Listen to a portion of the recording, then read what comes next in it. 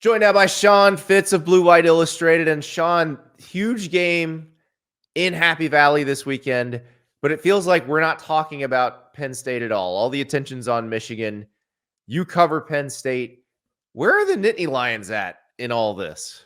You know, I think they're okay. Obviously, the last time we talked, they were going out to Ohio State. That did not go well for anyone except Ohio State. And, Penn State kind of found themselves in this little purgatory that they've been in for college football for so many years, just falling short of that ultimate goal there.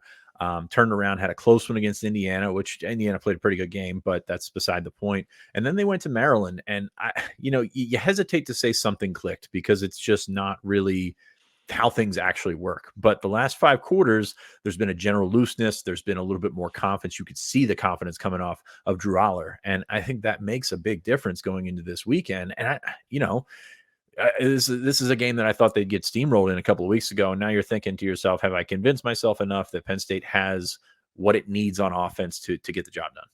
Well, and teams do evolve over time. And that's watching that Penn State Maryland game. It did look like a different offense because it did seem a little more vertical. They were doing some, like, I go to the when they had Prabula and Aller on the field at the same time, and they do kind of some weird trick play-ish stuff, and then Aller just shovels it for a touchdown, which looked ad-libbed. I don't know if that was the play or not, but it just looked like he was more loose and, I don't know, more just kind of letting the offense come to him. We've talked so much about the interceptions, and he's got 1 interception this year, and it took until that Indiana game, a terrible interception, if we're being honest here, in the fourth quarter of the Indiana game. And, it's so cliche to think that that's what loosened him up, but like he was a different player on Saturday, and he was the player that you saw in his highlights at Medina High in high school, like just doing the stuff, like doing the arm angles, doing the improvisation, which wasn't there the first 8 games of the season. And it just seems so, everything seems so tight. Everything seemed like, hey, protect the football at all costs. And on the backside of that is you're killing the offense here. Like you're just hurting yourself in general. So any looseness, any sense of like improvisation that he can do, I think is good. And then when you add Prabula to the mix, a running threat in the backfield, that changes some things that in terms of how defenses have to play you. Well, and it also looked like Tyler Warren and Theo Johnson, the tight ends, seem to be more safety valve than check down this time. Like I can throw deep, but I can get something with these guys, and it's not. I don't know. It didn't look as kind of stuck in the mud as the early season offense did. Well, those guys like to inhabit the middle of the field, which has been non-existent for Penn State over the first 8 games. Like they were, I don't want to say scared to throw it over the middle of the field, but they just didn't. Like there was no, we talked vertical passing game, we talked the short screen stuff, but like there was nothing over the middle that would have softened up that seam. And that's, I think, what you started to see. He's got confidence. He threw 2 of the best balls he's thrown all year to Tyler Warren on one drive, including the touchdown that was, between three defenders there. So if you're going to get that kid, if you're going to get that guy, that Drew Aller, like you've got a shot if you're Penn State. Yeah, and that's what makes this interesting. James Franklin got asked about the receivers. Dante Cephas had a good day. He had 2 touchdown catches, including a nice fade in the back of the end zone. And Franklin had a response. He's clearly been paying attention. Yeah, obviously, Dante having a huge game last weekend was big for us. Keandre had a good game as well. The tight ends did some really good things. We just got to continue building on that.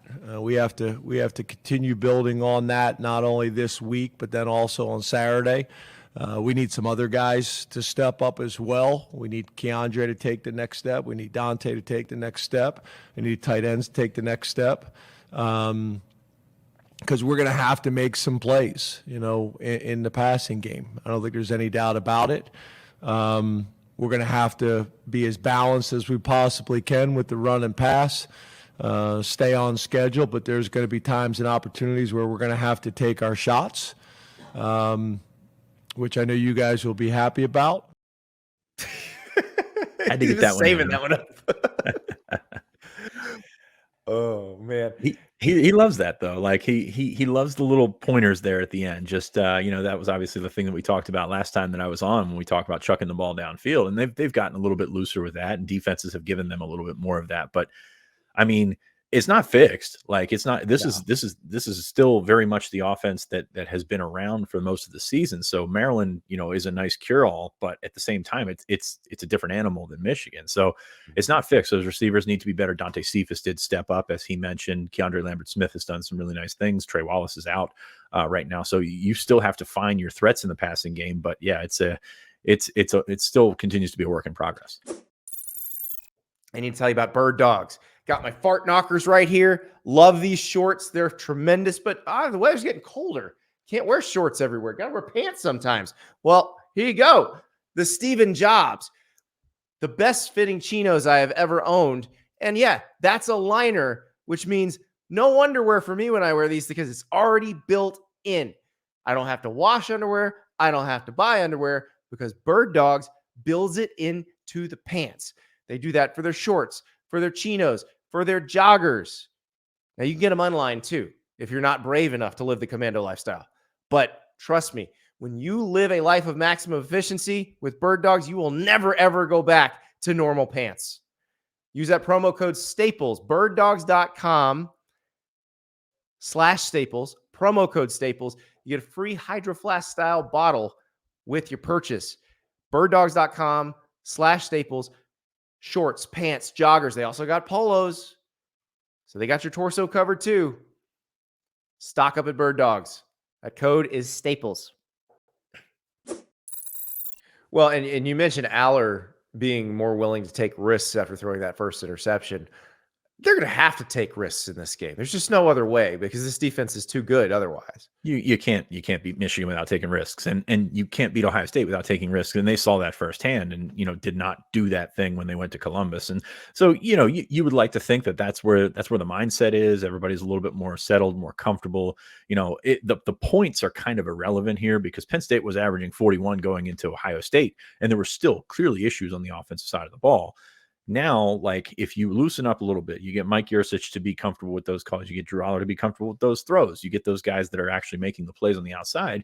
You got something there. And I think that that's really, if you're a Penn State fan looking at this game, gives you some confidence. You see that line continues to shrink. I don't know, man. Michigan's a heck of a football team. Like there's no getting around like how good Michigan, like put all that other stuff aside right now. Michigan's a damn good football team. So you've got so much that you like about that, but how do you go about attacking that? How do you go about finding the soft spots in that defense, which there aren't many? I don't know.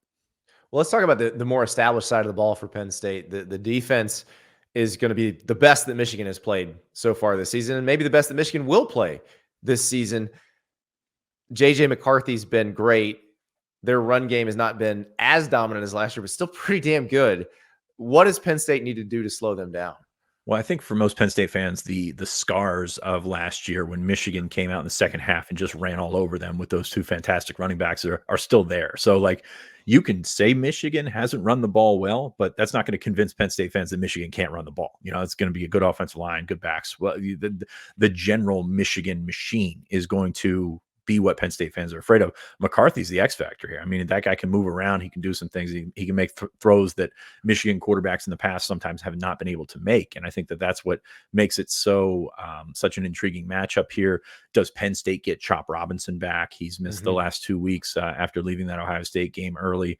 He is such a big part of what they do, not just in the pass rush, but also stopping the run. Those guys have played well in his absence, but I mean, he's a top level player in the Big Ten for a reason. They'd love to get him back, and if they can, that would go a long way. But yeah, I mean, the secondary has been a little bit leakier in the last couple of weeks. Kalen King has had guys catching balls right in front of him, which has not been his mo during the career that he's had. So like, this is going to be a situation where Penn State, I think, is going to attack, and they got to keep McCarthy in front of them. Yeah, that would be the key. And also, there's the other stuff, all the stuff around Michigan. James Franklin got asked about that, about the signal stealing. He was not going there. Yeah, I know these questions are going to come this week. I'm going to focus on the things that we can control. We always have to have a plan, and I think I've already kind of covered this and talked about this in terms of what we do and how we communicate to our players and how we communicate to our team during games. But I'm going to leave it at that because less is more. Yeah, definitely in this situation. I'm not going to tell you how we're going to alter our signals so that they don't know what we're doing. But he did also have another answer, Sean, where he kept mentioning on film, what we see on film, on the coach's film. That seemed like a very coded message. I mean, that's what coaches like to do, right? They like to poke and prod and get their shots in, and then if you're called out on it, I didn't say anything. I was talking about film. I was talking about watching X player in Y situation, and yeah, I think that's where college coaches just love to peel it back, I guess. So Max Olson and I were talking about this on our pick show. If Jim Harbaugh were to be suspended for this game, would it move the line at all, do you think? I don't think so. Like I don't think so. Michigan has done it without a head coach before, so it's not it's not an unprecedented situation for them to go through this. And but I just think that the first off, I think the line is probably a little bit smaller than it maybe should be. Like there's too much of that outside interference taking its toll on the line. No, I think it's probably a 4.5 to 5.5 point game. I think I saw it down to 3.5 at one point. So like, yes, Penn State has played Michigan well at home. Like that's kind of been this series has been sort of home and home, and that's I think what goes into it. But Michigan is still, regardless of who's actually wearing the big headset in the game, I mean that's still going to be a top to bottom really good team. So you talked about Penn State's purgatory, and it is a situation where it feels like they are just stuck below Ohio State and Michigan. How big for them would winning this game be in terms of just breaking out of that mold? I mean, it'd be massive because you don't, Penn State, you look at the history under James Franklin, big games. Where do they go? They go to the other side. Like that is like when we talk about him not wanting to be distracted by Michigan, he's got enough things to worry about because of his record against, top teams. And that's, sort of the job. He'll deal with it. He's making $9 million or whatever. Yeah. But yeah, you look at what Penn State has been able to do is just get to the doorstep and then just kind of stand outside. And that's been the MO for this team for so long. It would be unbelievably huge, especially when you take a look at the potential tiebreaker on the other side, with the teams that they play in the Big Ten, which is a really, really funny tiebreak. I mean, you look at that and you think Penn State has played Iowa, Northwestern, Illinois, and you think, well, Penn State doesn't have a shot. And then you look at who the other teams have played and the record is worse. It's unbelievably funny. But Iowa would control the Big Ten title race and not in the way that we think, because Iowa's maybe going to win the Big Ten West. But yeah, Iowa could put Penn State in the title game in a 3-way tie scenario. Anything short of like opponent punting yards, you would not think you would find yourself saying that. But Iowa is the linchpin here, and Penn State. I mean, that's a really good win. I mean, Iowa, 31-0. I mean, that was impressive at the time, considering what Penn State was up against on offense, and we saw that a couple of weeks later. Like that's a pretty good win, but still, yeah, man, that's an insane. I mean, if there's a better call for abolishing divisions, I don't know what there is. It's just it's been funny to watch this, and like Penn State's in the West, it's a different story. Michigan's in the West. It's so crazy to think about this little magnification of these divisions. I don't even know. Like, I'm so glad they're going away. It is. Yeah. It's never worked out. It's funny because they tried it with Legends of the Leaders because they knew geographic divisions would cause this. Right. But Legends of the Leaders was just so dumb and no one could remember who was in what division. And so they had to go to this, and you're right. But it will be more fun because all you have to do is look at the Pac-12 race and how crazy it is, and the Big 12 race and how crazy it is, and realize, ooh, this could be next year a whole lot of fun in the Big Ten.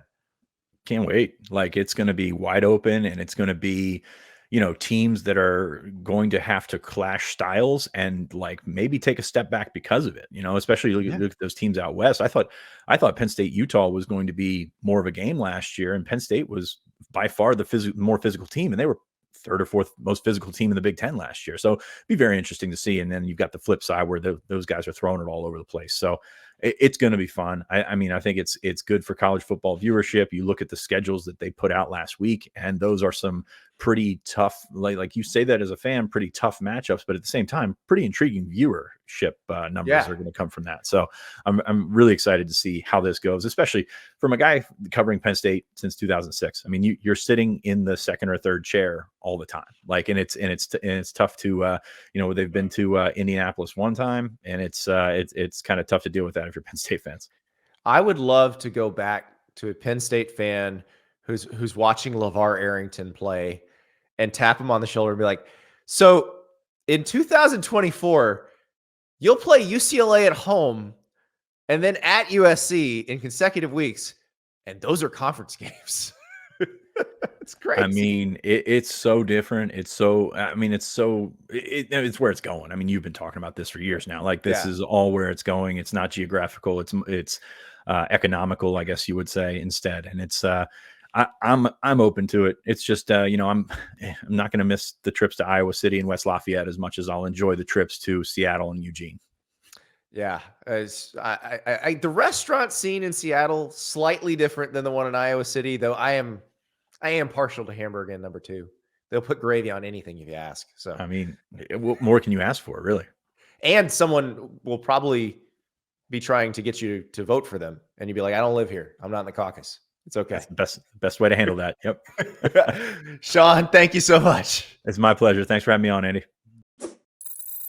Thank you so much for watching. Just a reminder, subscribe to this channel right here so you never miss an episode of Andy Staples on 3.